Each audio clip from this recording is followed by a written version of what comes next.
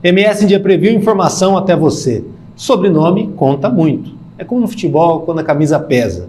Mas só o sobrenome, ele não entra em jogo. Depende também de muita inovação, vontade de vencer, coragem e criar uma trajetória própria. Eu falo aqui com o André Lacerda, ele que é um cara que tem tudo isso. Se eu fosse você, eu ficava no vídeo.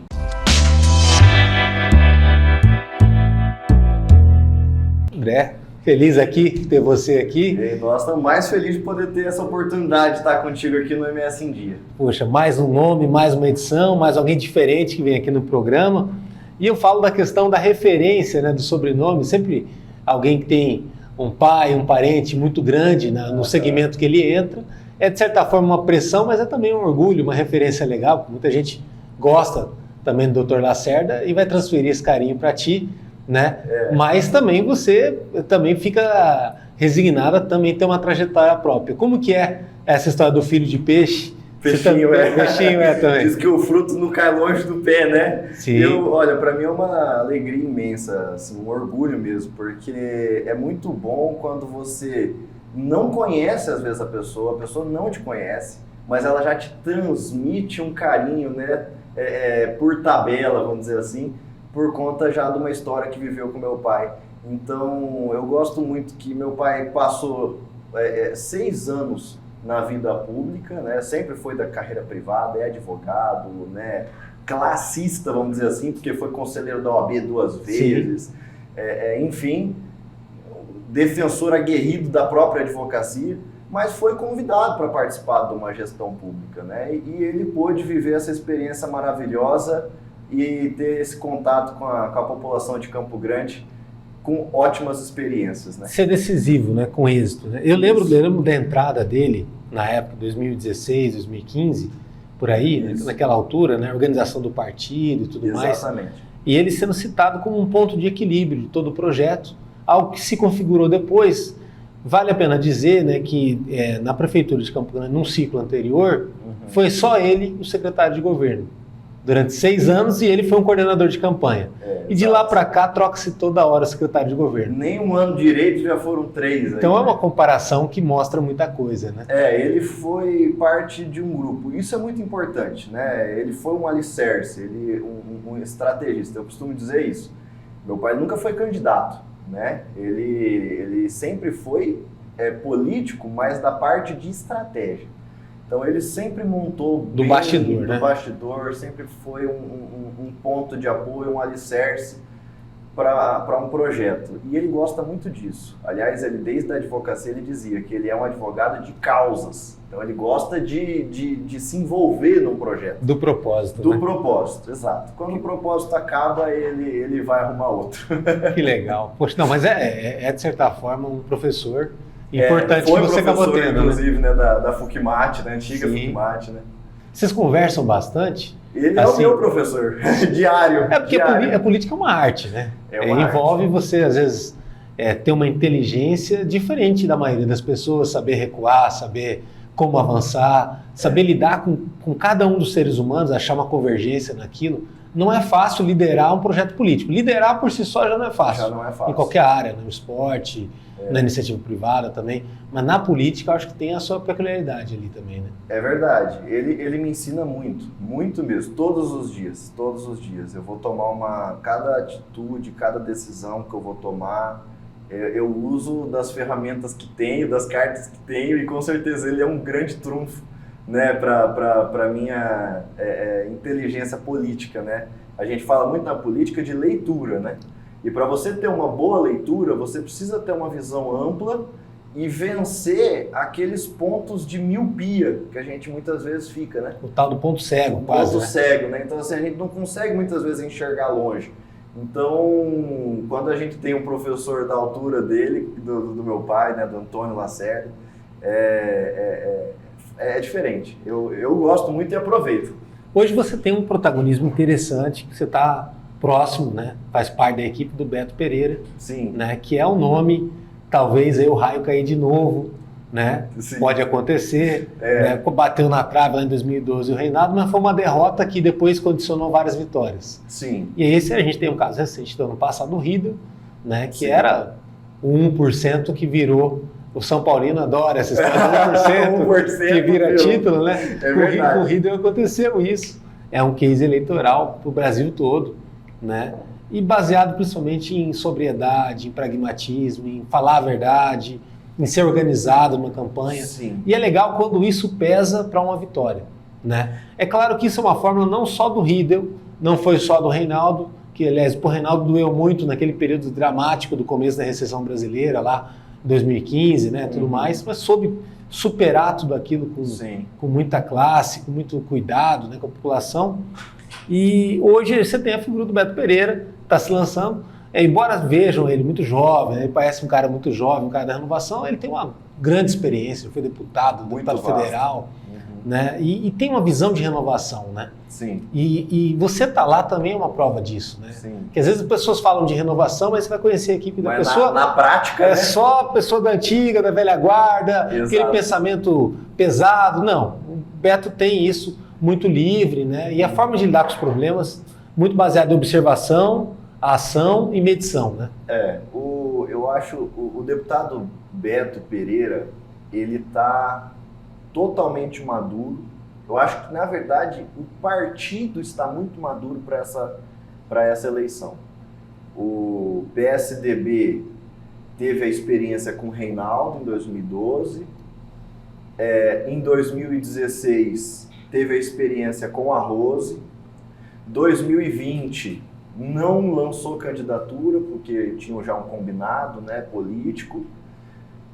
Então foram 3 eleições que em Campo Grande virou estudo, virou experiência. Sim. E em nível de estado virou repercussão positiva. Então quando você pensa naquela pedra do lago, né? Então a gente estava até dizendo aqui antes de começar, né? Olha, como que Campo Grande ela te impulsiona, né? Sim, sim. Então você é a pedra do lago. Reinaldo não venceu em 2012 para prefeito da capital, mas venceu em 2014 para governador. Reelegeu-se governador, foi o primeiro governador a fazer um sucessor na história de Mato Grosso do Sul. Que é um peso muito grande isso. É um marco político, Hoje o Reinaldo é a maior liderança política desse estado. Eu sem medo de errar, né? Sem medo de Construiu isso, né? Construiu isso. É claro que as comparações, o jornalismo ele faz isso, né? De uma maneira até meio cruel, né? Comparar o Beto Pereira de 2023 com o Reinaldo de 2012, dá goleada o Beto Pereira. Sim, mas né? é diferente, né? É diferente. E né? o Beto, ele é um fenômeno à parte. Sim. Porque se você parar para pensar... Mas são parecidas, né? Por exemplo, assim, deputado federal. Né? Foram deputados. Os dois eram deputados federais quando se lançaram. Passou por estadual e federal. Isso, os dois já tinham sido prefeitos. Cada um com uma peculiaridade, né? Sim. Reinaldo, prefeito de Maracaju, deputado estadual, deputado federal, não foi prefeito da capital depois, mas virou governador. Sim. E o Beto, o prefeito mais novo da época, Sim. com 26 anos ele ficou prefeito de Terenos, depois se reelegeu, foi presidente da SomaSul, que é a Associação dos Municípios de Mato Grosso. Acho que ele substituiu o Reinaldo da SomaSul, não é? Exatamente. E aí depois veio deputado estadual e deputado federal e agora reeleito deputado federal. Então você percebe que ele não estagna. Ele vem numa crescente, numa onda muito forte de experiência, de bagagem positiva, onde, olha, se você reparar, e eu convido até você para fazer essa reflexão, quantidade de municípios de Mato Grosso do Sul que o Beto foi ou o primeiro ou o segundo mais votado. É muito forte. É a força do interior, né? Porque o PSDB também provou isso. Agora, fazendo uma futurologia, a gente sabe que na política, o grande problema da política no Brasil é a descontinuidade. Assim como eu falei no começo, tipo assim, o valor de uma continuidade. Quer dizer, seu pai ficou lá 6 anos, fez um bom trabalho, um trabalho estrutural, e aquilo teve um resultado. Tanto é que a gente pega Campo Grande durante a pandemia, foi uma das capitais mais organizadas em políticas públicas.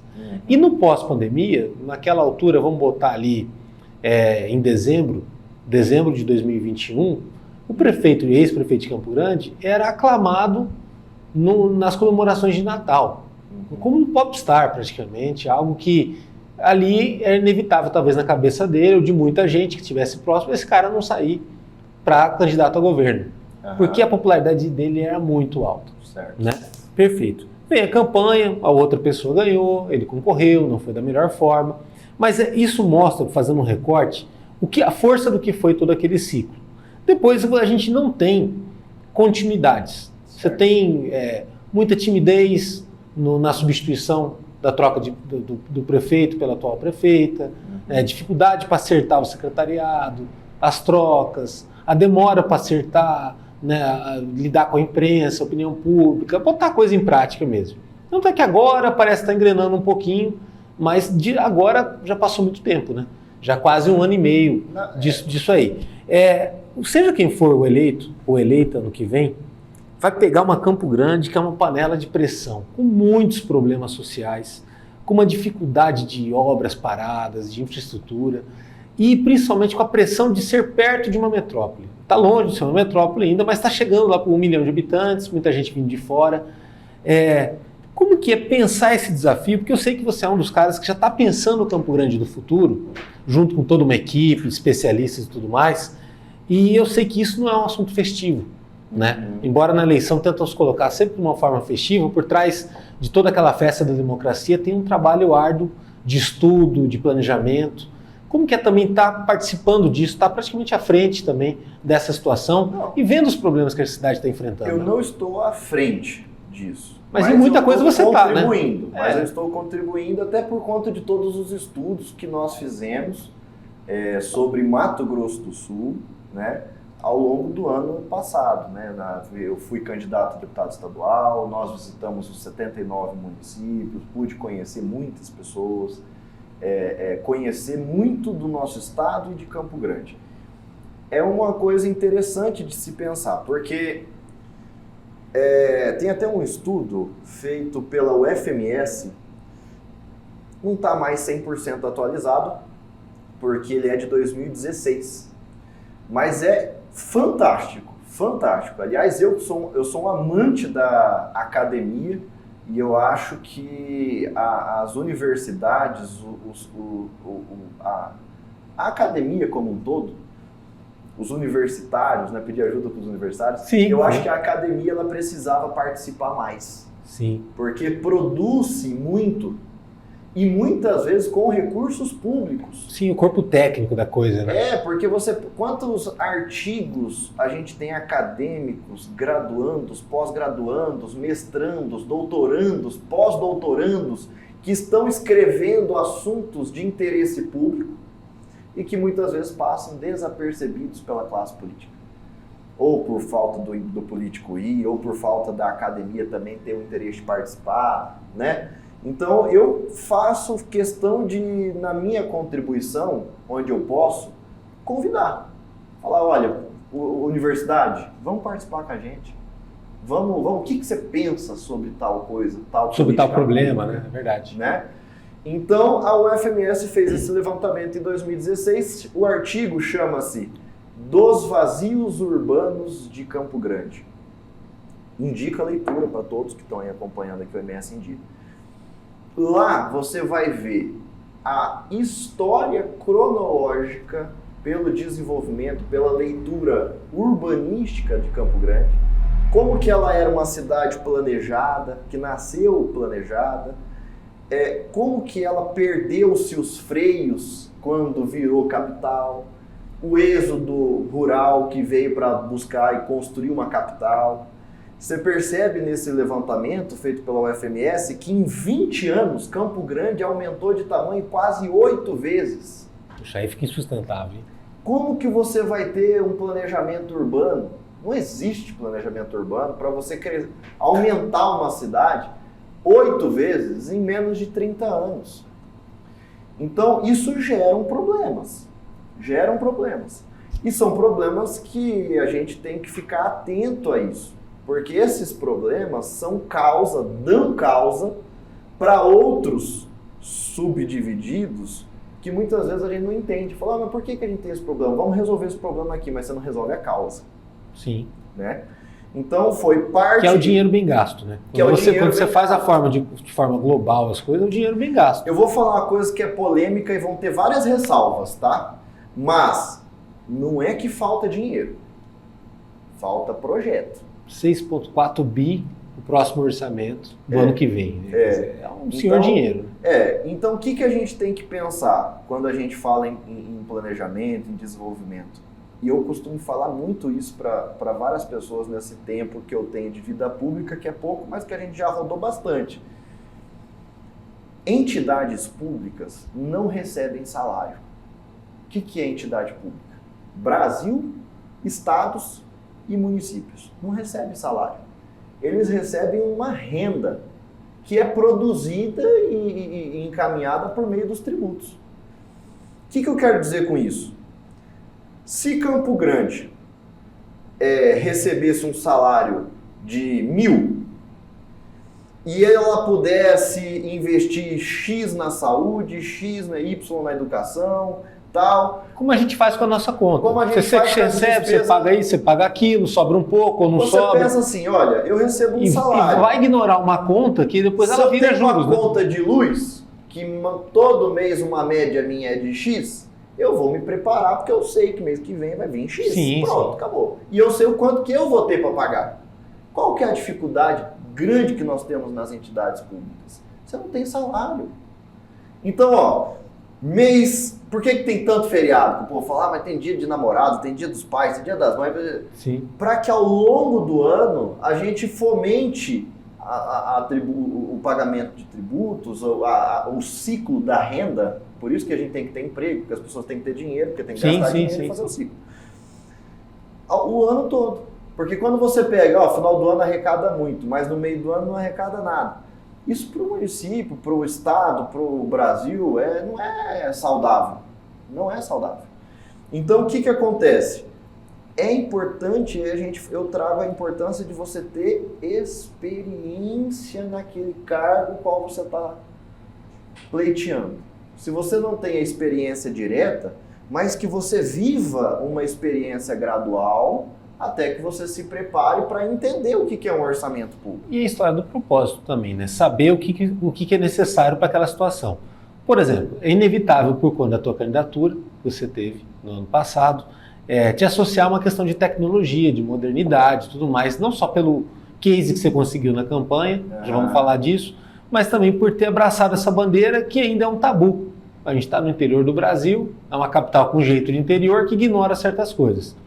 Vou dar só alguns exemplos. Você tem o centro de Campo Grande, com comerciantes morrendo, com dificuldade para gerar o estoque, para vender, para atrair pessoas, e a gente acabou de reformar aquele espaço. Exato. Mas aí está barrando na questão das pessoas.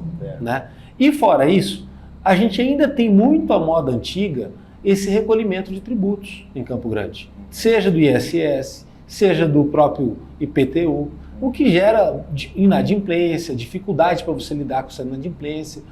Como fazer também, você acha que seria possível a gente espelhar também outras capitais, outros lugares, para dar uma avançadinha com relação a isso? Porque é muito importante também não deixar o dinheiro escorrer pelas mãos, né, tal, num momento que, como você falou, embora a gente olhe esse orçamento de 6,4 bilhões, é uma estimativa. Tudo isso depende da coisa acontecer mês a mês, da gente ter um bom ambiente de negócio aqui, né? Como que você vai aplicar? Sim. Por isso a importância de você ter, para uma candidatura, pessoas que tenham bagagem, por exemplo, que o deputado Beto Pereira tem.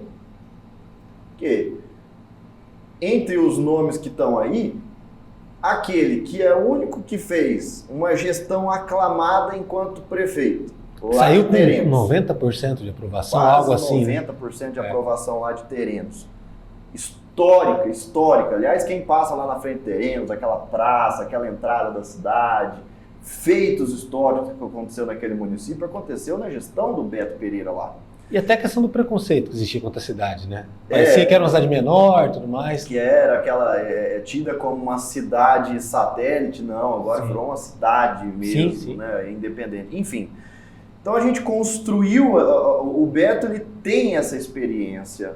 Então eu vejo entre os nomes que têm a intenção de disputar no ano que vem, ninguém tem mais experiência, mais solidez de gestão, de capacidade de gerir um orçamento que vai vir desse tamanho, que não o deputado Beto Pereira. Ele é quem eu passei a admirar, de fato, e acredito mesmo que ele vai ser um excelente prefeito dessa cidade, se caso concluir todo esse processo no ano que vem. Hoje ele é um pré-candidato, está levantando muitas informações, está presente em Brasília. Aliás, o quanto que é importante um gestor conhecer, já tem essa noção, né? Conhecer Brasília, da onde que vêm os recursos, quais os ministérios,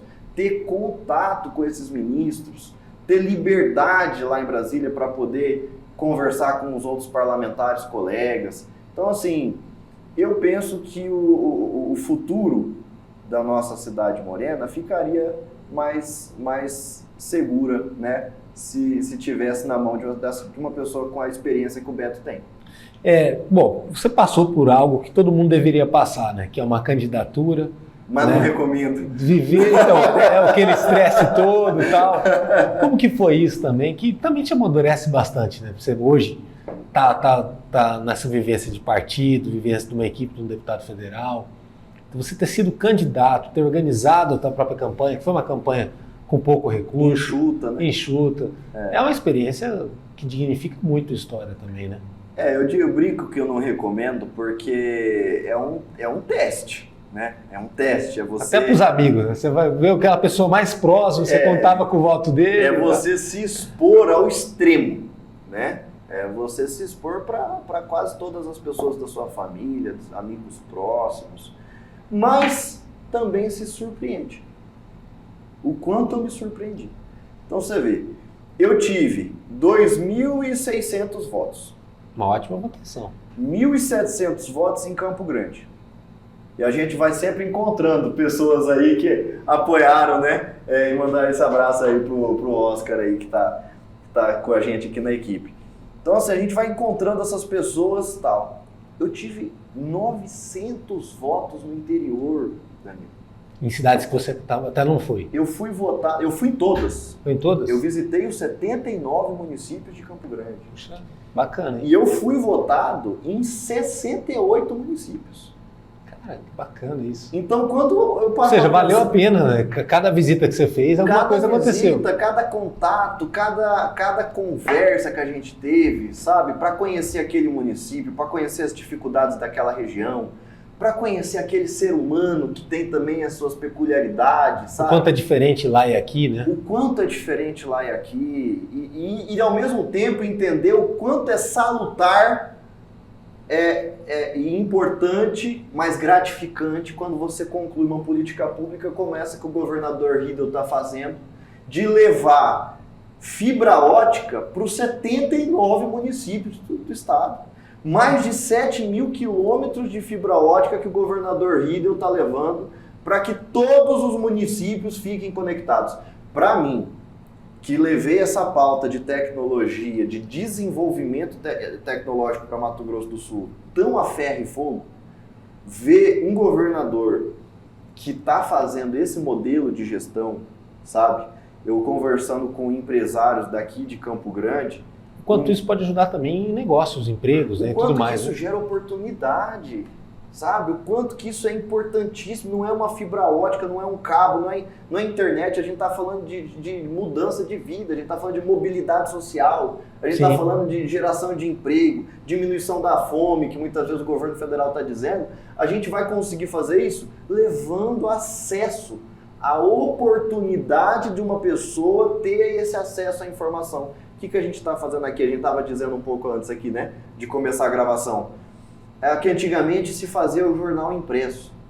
Né? Quando a gente estava lá por volta do ano 1700, quando começou realmente aquela produção em massa do jornal impresso, o que era aquilo? Aquilo era a possibilidade de você levar informação para as pessoas. Não, mudou o mundo, né? Mudou o mundo, aquilo foi um marco temporal. Como a internet também, nessa fase que ela vai entrar agora, está mais potencializando mais acesso para as pessoas, quem está em Campo Grande não faz ideia de quantos pontos cegos a gente tem. Você falou de pontos cegos numa das entrevistas, no interior do estado, áreas onde a internet não funciona, não é boa, né? E que isso chegando muda até a questão do turismo no Mato Grosso do Sul. Totalmente. Você vê, olha, o governador Reinaldo Azambuja, no governo anterior, levando em parceria com a Energisa, placa solar, energia para os ribeirinhos, a possibilidade, por exemplo, de você ter uma internet agora via satélite, Starlink. Então, agora a gente entra no governo Riedel, em que o governador está levando a fibra ótica para todos os municípios. Está investindo, olha o que a gente estava dizendo agora há pouco, da importância da gente convidar a academia, as universidades para estarem presentes. Só em 2023, Danilo, o governador Riedel, com recursos próprios do Estado, está investindo quase 100 milhões de reais em iniciativa acadêmica, iniciativa científica. Para poder dinamizar, no caso, a própria mão de obra que ele tem, né? Para poder investir. Isso tornar um estado mais competitivo, né? Perfeito. Hoje já é, o Mato Grosso do Sul já é referência em muitos setores. Quando a gente fala em bioeconomia, em bioecologia, aliás, bioecologia, bioeconomia. Então, assim, Mato Grosso do Sul já é referência. Eu estava conversando com alguns empresários agora recente, aqui da nossa capital, e eles dizendo assim, André, eu fui recentemente numa feira nacional, onde eu sempre fui para poder levar a minha empresa lá, e eu vi o governo lá presente. Eu vi o governo do estado mostrando as riquezas de Mato Grosso do Sul lá fora. Isso é fundamental, né? Trazendo investimento para cá. Lembra do que eu falei? Entidade não recebe salário.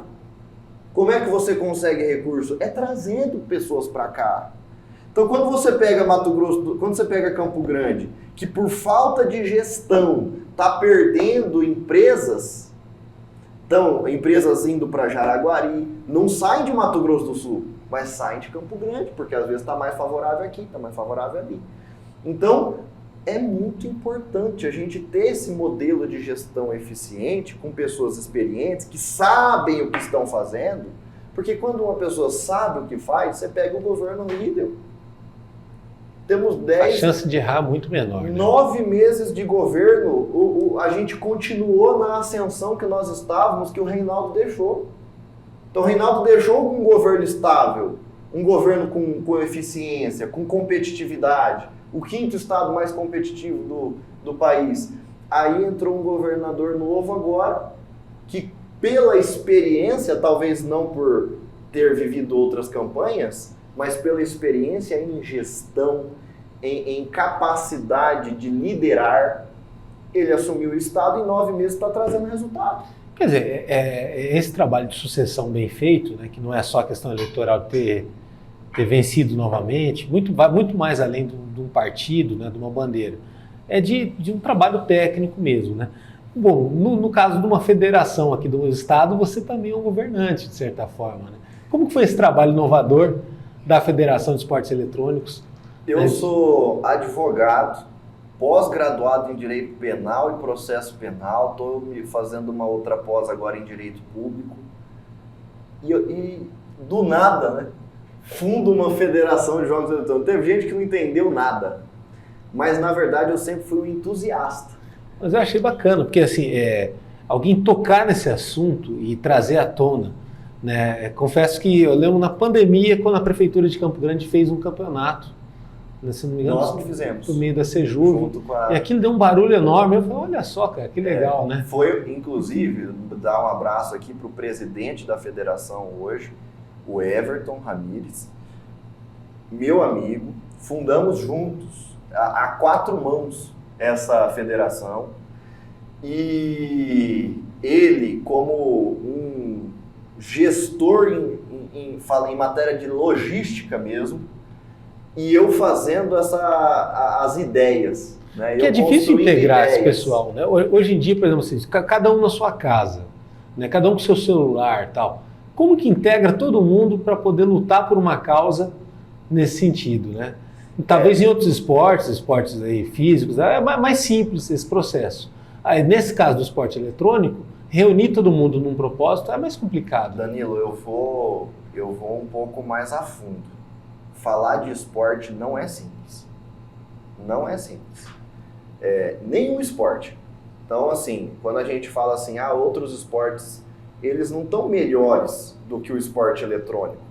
Eles só são mais clássicos. Entendi, mais estabelecidos há mais tempo. Né? Há mais tempo. A gente está falando de esportes como o futebol, por exemplo, que é do século XI. Sim. Né? Então, assim, eles só são mais conhecidos. E o esporte eletrônico, ele nasceu, ele é mais recente, justamente porque ele depende de uma ferramenta tecnológica. O futebol depende de uma bola, de hastes para fazer um gol. Agora, outros esportes um pouco mais simples, dependem de menos recursos ou mais recursos. Hoje a tecnologia é ferramenta para quase todos eles. Não estou nem falando de tecnologia eletrônica. Eu estou dizendo a tecnologia que existe numa bola, numa chuteira, né? Sim. No VAR também. Não, e no esporte eletrônico, você já tem atletas disso. Embora muitos países sobrevivem disso, que ganham melhores do que muitos jogadores de futebol, né? É que a gente olha, a gente pensa em em jogador de futebol, a gente pensa no Neymar, a gente pensa no Cristiano Ronaldo, no Messi, no Pelé, enfim. Naquele 0,5%, né? Só que é o 0,5%. Quando você olha para a quantidade de pessoas que estão tentando sobreviver, quantidade de, a gente brinca historicamente falando, né? De pais e mães que estão ali torcendo pelo seu filho, pela sua filha, porque querem que eles sejam um jogador de futebol, uma jogadora de futebol, é um volume muito grande de pessoas. Por que isso? Porque no Brasil, falar de esporte é complicado. É difícil. Falta política pública? Você sentiu isso quando se envolveu com a federação? Falta muita política pública para esporte. Você pode chamar aqui no MS em Dia qualquer presidente de qualquer federação. Você vai entender que as dificuldades são quase as mesmas. Para o esporte eletrônico ou para o esporte tradicional. Então, esporte não é simples. Tem que ser levado a sério.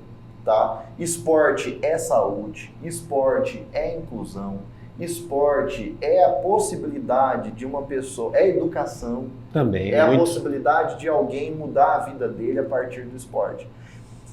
Com relação ao esporte eletrônico, o que a gente detectou? Eu conversei com o Everton, era o meu amigo na época, a gente decidiu juntos fundar essa federação, escrever estatuto, registrar, ir atrás da confederação. O trabalho do advogado, né? Eu fiz o trabalho de advogado, o Everton fez a parte toda de logística, compreensão estrutural da nossa federação. Hoje ele está lá, eu tive que me desvincular da federação no ano passado, hoje fui para a confederação, sou vice-presidente da região centro-oeste da confederação. Agora, 2 meses atrás, nós ajudamos a Federação de Brasília a se fundar. Então está tendo vida plena a Federação de Brasília. E agora ainda falta Mato Grosso e Goiás. Mas nós já temos 17 federações no Brasil. Quase todo o Brasil já está federado. Qual que é a importância disso, Danilo? É a gente dar a oportunidade para um atleta se revelar. Tá? Por que esse é o objetivo inicial. Esse é o objetivo. Por quê? Imagina um cenário do multiverso em que uma bola nunca caísse no pé do Neymar. O que ia ser o Neymar? Não sabemos. Certamente não seria o jogador de futebol que ele é hoje. Não teria a fama que ele tem hoje, o sucesso que ele tem hoje. Sucesso de pensamento carreira. Interessante. Então, o que a federação proporciona? Colocar uma bola no pé desses meninos. Porque, às vezes, o pai e a mãe estão lá preocupados com aquele menino, mas, às vezes, aquele menino ou aquela menina, ela não é boa com aquela bola de futebol. Mas ela é um excelente atleta de esporte eletrônico e tem a possibilidade de mudar a vida daquela família. Mais do que isso, mudar a própria vida. Dar sentido à vida, sabe? Você falar assim, olha, inclusive do ponto de vista psicológico, a competitividade é muito importante. Sim. É muito importante para o desenvolvimento psicossocial do ser humano. Se você tem um atleta que ele é ruim, vamos dizer assim, não vamos dizer que ele é ruim, mas ele não é habilidoso em algumas modalidades que a escola dele está oferecendo. Mas ele é excelente atleta numa outra modalidade. Só que ela não é reconhecida, não tem federação, os pais não entendem aquilo. Até para ele achar um praticante é difícil. É difícil, não tem competitividade porque não tem campeonato. Então aquilo passa a ser o quê? Não é esporte, passa a ser apenas entretenimento. Entende? Porque o futebol é entretenimento. Ele é um esporte, mas ele pode ser entretenimento.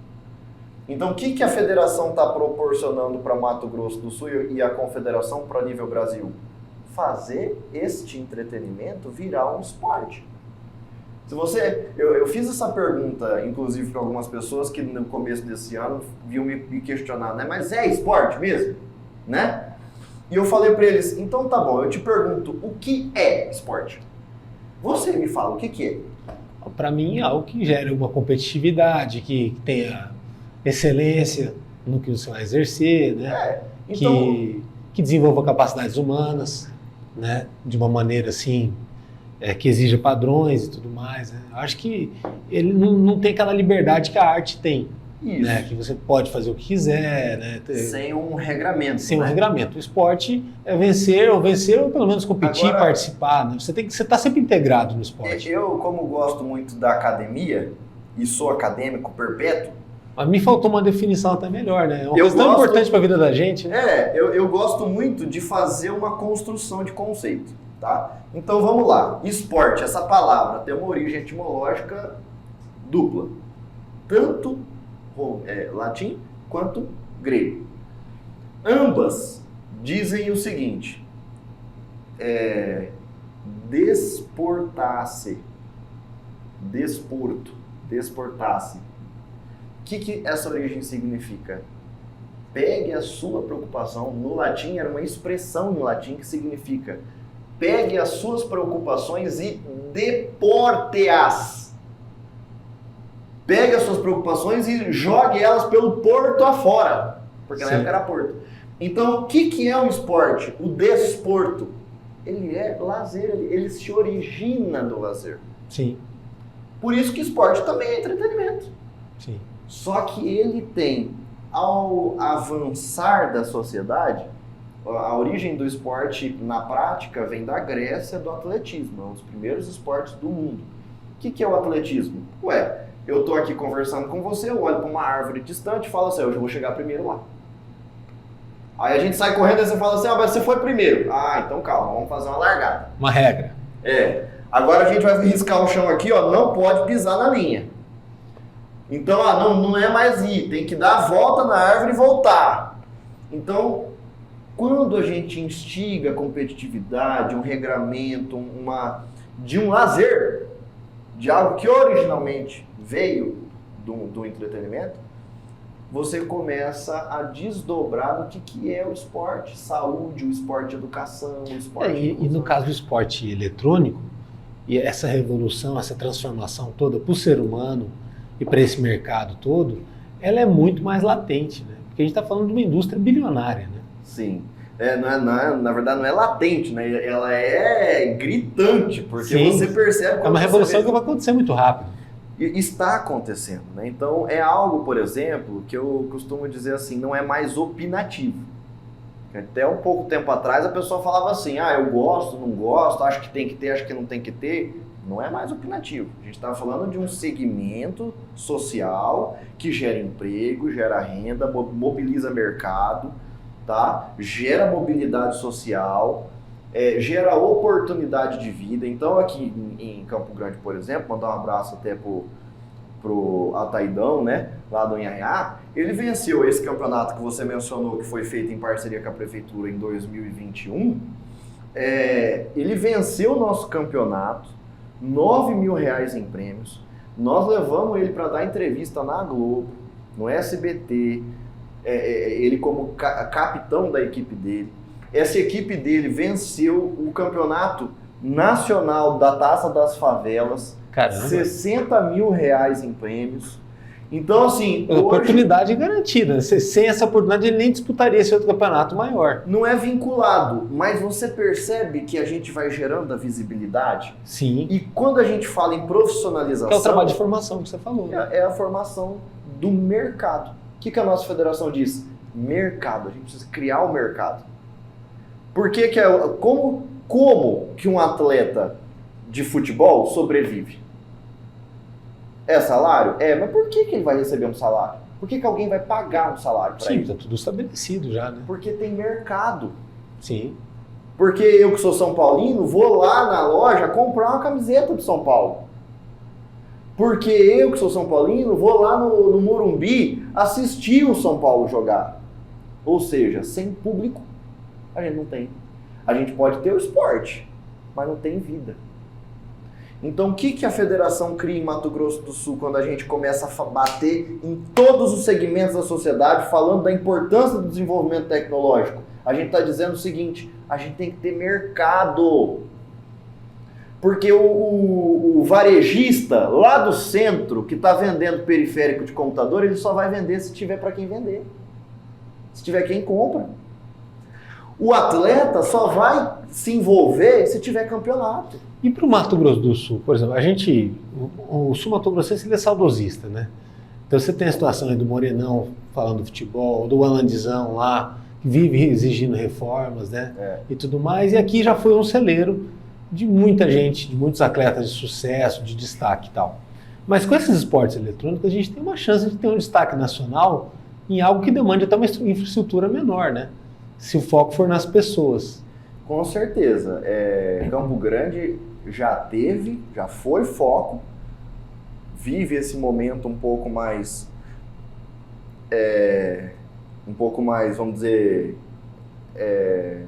Um intervalo, né? Um hiato ali, né? Um hiato. De eventos nacionais, mas tem muita capacidade. Campo Grande tem muita capacidade. Inclusive...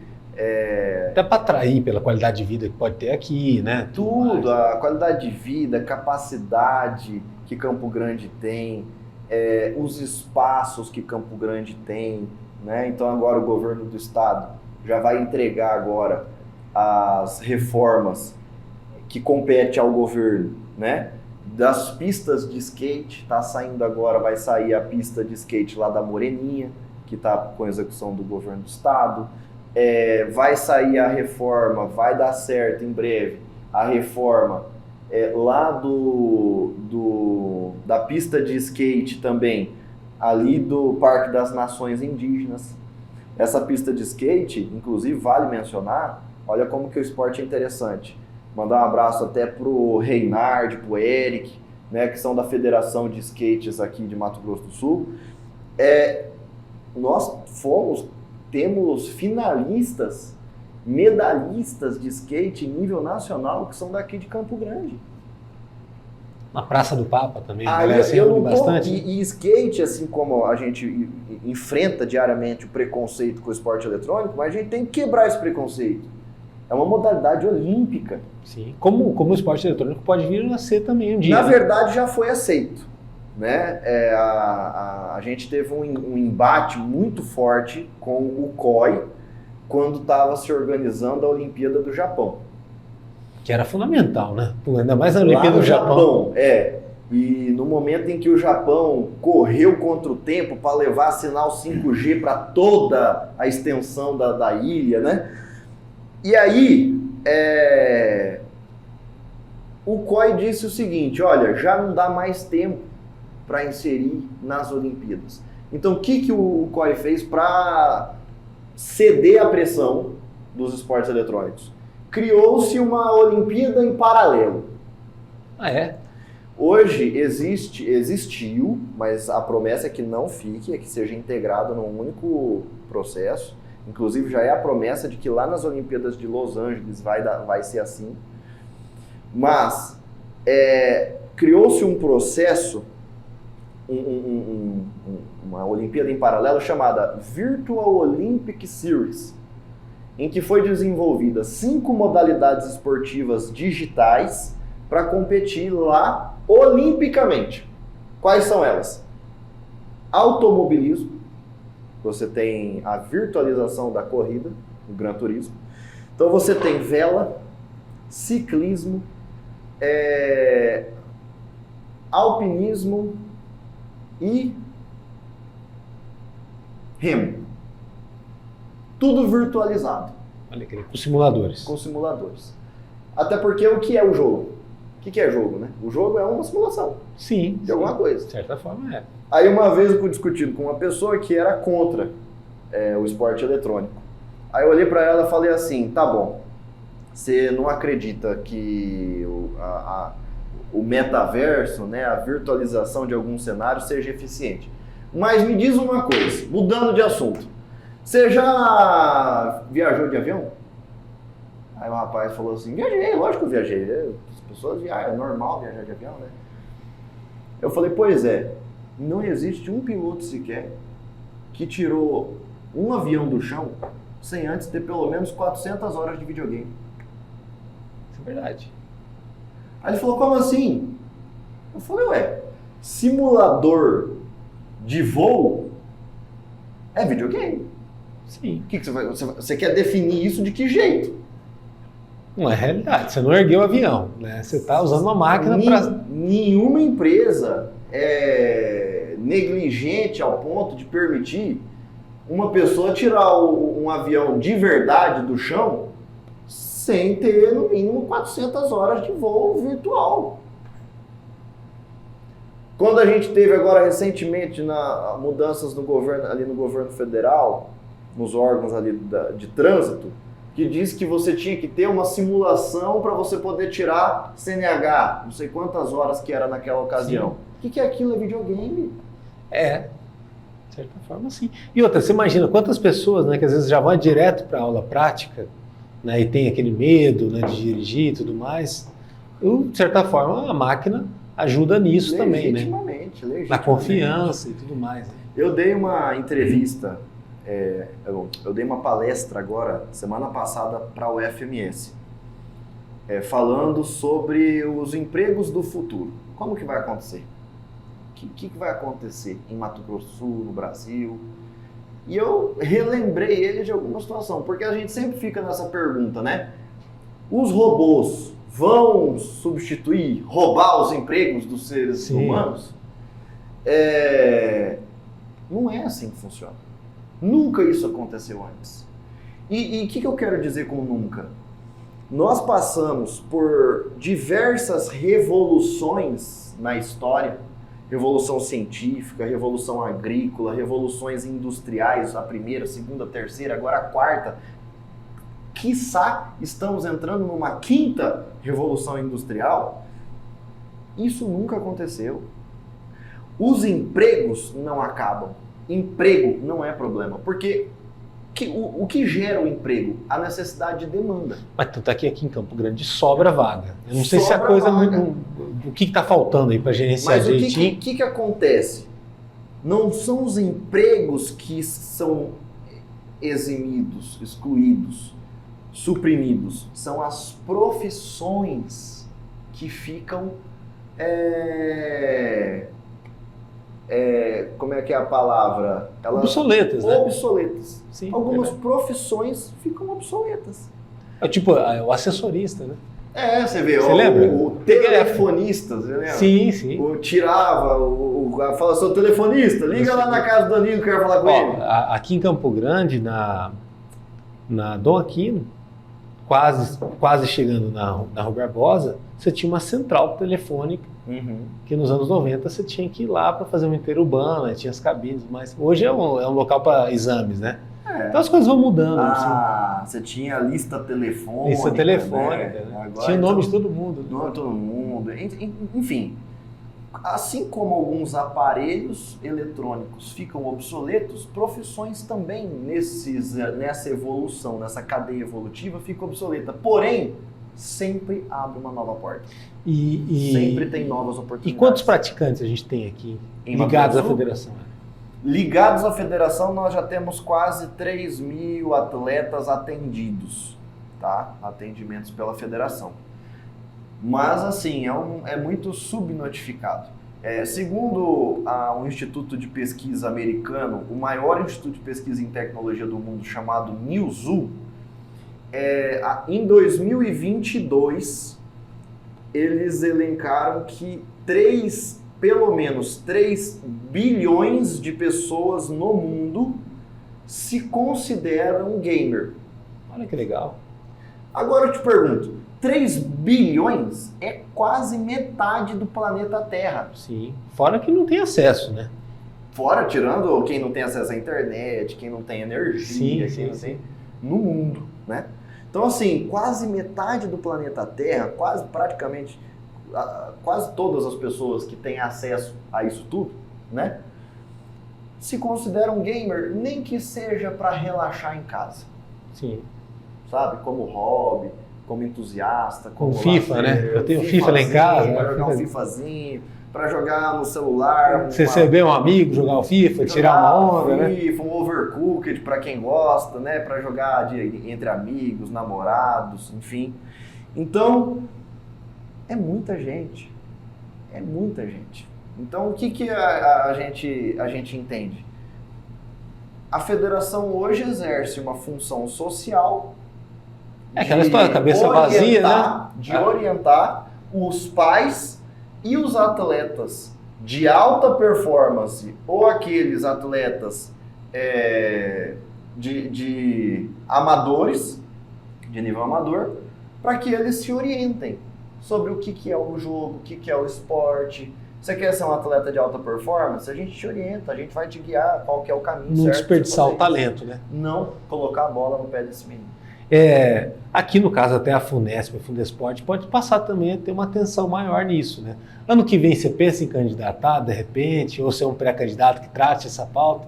Como eu fui candidato no ano passado... Porque é uma bandeira que pouca gente abraça, né? Infelizmente. Eu digo, sem medo de errar, que dos 800 candidatos a deputado, eu fui o único. O único que falou disso. Eu fui o único. Algo tão comum na vida de tanta gente, né? Você vê, né? Metade do planeta tá falando e a gente ainda tem alguma certa dificuldade.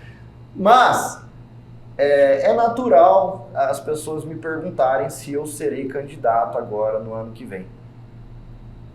Ainda não tenho essa resposta. Porque uma coisa eu aprendi bem claro no ano passado. É importante para o meio político que a gente tenha grupo. Então, eu estou me filiando agora ao PSDB. Nesse sábado, o deputado Beto será eleito como chapa única, né? Vai ser eleito presidente municipal do PSDB, em demonstração de total apoio e credibilidade, né? Demonstração de confiança que eu tenho na pessoa dele. Eu vou me filiar ao PSDB junto com ele. E aí, dali para frente, a gente vai pensar Campo Grande, pensar Mato Grosso do Sul. Viver o projeto, né? Viver o que a gente... Como é que a gente, falando em futebol aí, né? Qual que é a posição em que a gente vai poder colaborar para que esse projeto seja de maior eficiência? O projeto organizado tem disso, né? Tem ordem, tem hierarquia, tem organização. Então, assim, nisso você aprendeu bem também, que teu pai é um mestre dos bastidores de equilibrar a prateleira, né? De equilibrar a prateleira para que nada caia, fique lá tudo. Então, é incrível como que alguém assim, quando a pessoa sai de cena, o valor que ela tem, né? Depois a gente acaba vendo. Percebe, né? Percebe. Depende muitas vezes da saída dela, né, dessa pessoa, para que a coisa seja percebida, como eu acho que é contigo também, né? Você faz um trabalho, de certa forma, silencioso em Campo Grande, mas de muito valor, né? Que o PSDB tem tido como marca isso, né? Fazer leituras, fazer análise, fazer estudos, para depois agir, né? Exatamente. Eu me coloco, desde que eu fui concursado, né, no Ministério Público como estagiário de pós-graduação. Tive até a oferta de ser assessor lá no Ministério Público, de ser depois, até continuar depois para o Tribunal de Justiça. sempre vivi essa ideia acadêmica de enxergar o mundo, né? E um dia eu me injuriei e decidi que eu queria continuar servindo a sociedade, mas não daquela forma, daquela leitura, daquela perspectiva que o judiciário ou que o Ministério Público tinha. Eu queria contribuir com a sociedade de formas diferentes. Então eu decidi vir para a política. A minha única intenção em ter feito essa decisão é eu fazer entrega.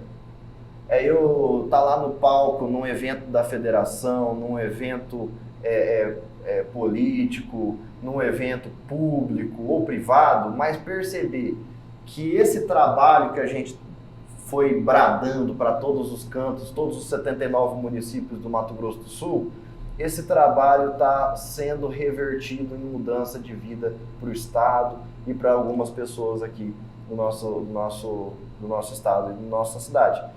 Quando eu fiz aquele campeonato, ele foi o maior, eu digo participando enquanto federação, né? A equipe, né? A nossa equipe, é pequena, a nossa equipe da federação, mas são de guerreiros mesmo, guerreiros.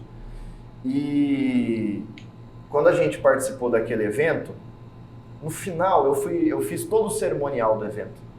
E aí no finalzinho, era um dia escolar e outro dia era campeonato aberto. Para os menores de idade a gente resolveu fazer escolar, representando as escolas, né? Município e estado, todo mundo. Aí o Paulo, mandar um abraço pro Paulo, que está aí assistindo a gente no MS em Dia, ele venceu o campeonato. Botamos uma medalha dourada, né, no peito dele e tal. E aí ele pediu a palavra. E aí já tinha todas as autoridades falado. E eu falei assim, puxa, olha o risco agora, né, cara? A presença de todo mundo, vou dar a palavra agora, o que vai acontecer? Eu falei, tá bom, você ganhou, você tem direito de falar. É o momento do Oscar, né? É o momento seu, agora você, ele com a equipe dele toda, né? Aí ele pegou o microfone e falou assim, eu queria pedir pra minha mãe vir aqui. Ele em cima do palco, no Guanandizão, 1000 pessoas assistindo ele, presentes. Queria que minha mãe viesse aqui. A gente trouxe a mãe dele lá.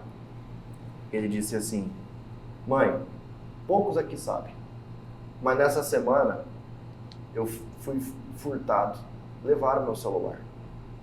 E a senhora não entende muito bem isso que eu faço, esse esporte que eu pratico. Mas mesmo assim a senhora acreditou em mim e me emprestou o celular da senhora para eu poder disputar hoje aqui. E eu queria dizer, mãe, que a senhora proporcionou para mim, junto com a federação, um dia mais feliz da minha vida. Putz, que grande final, hein?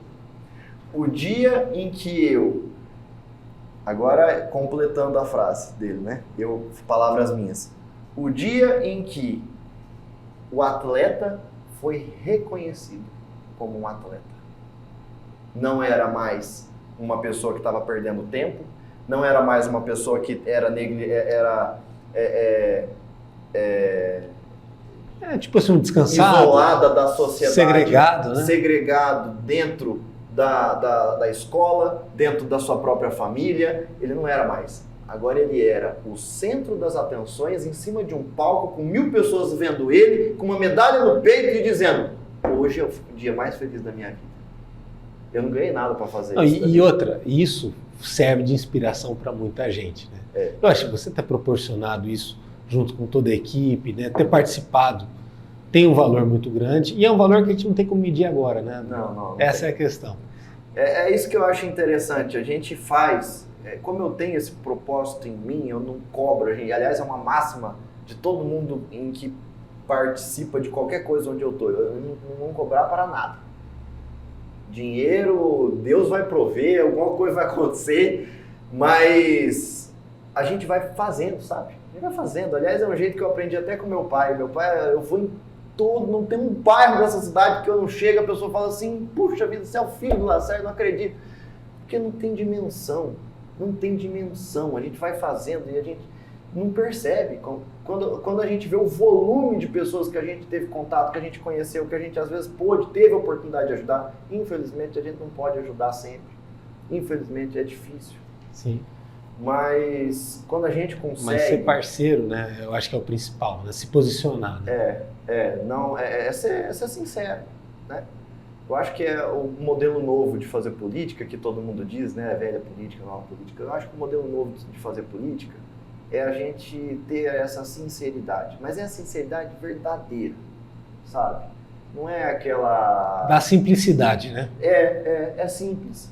É tentar fazer a política, que não é simples, é muito complexa. Muito. Mas pelo menos tentar chegar lá na ponta com simplicidade. Para tudo que for fazer. Olha, obrigado. Foi uma honra ter você aqui. Foi uma honra minha estar aqui falando para todos os espectadores do MS em Dia. E vai te trazer algo diferente, né? É legal a gente ter esses rostos da renovação, esse gás diferente que você traz, né? E que Deus te ilumine aí para os projetos que você estiver fazendo. Eu sei que você é um cara muito comprometido com Campo Grande e que se mantenha dessa forma, né?